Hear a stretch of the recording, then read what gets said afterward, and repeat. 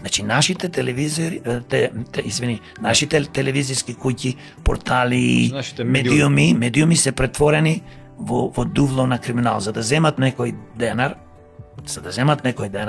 за да обстанат, за да можат ете да живеат малце подобро, тие ја продаваат Македонија на криминалните политички структури, кои што 35 години не уништуваат, и исто така многу новинари.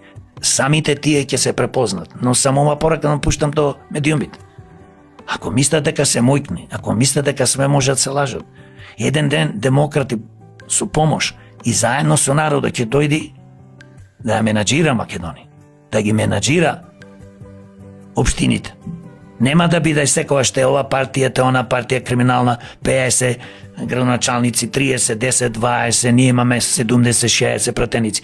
Ќе се менат работите. Гледам дека бирате зборови, не велите да владее, него да ја менаџира државата. Па трајче доста владеа, дошта не уништуваат кога владееш, тоа е диктатура. Владење е нешто кога владееш, значи ти важно ти е да победиш, твојата партија, ти да бидеш премиер, министер, председател, не е битно што пратеник. Не е битно тоа, битно е да ја менаџираш, да дојдеш со помош, пак ќе кажам, со паметни, интелигентни граѓани во Македонија. Има многу што заминае, но има уште во Македонија квалитетни граѓани, кои што вредат, кои што заедно со нив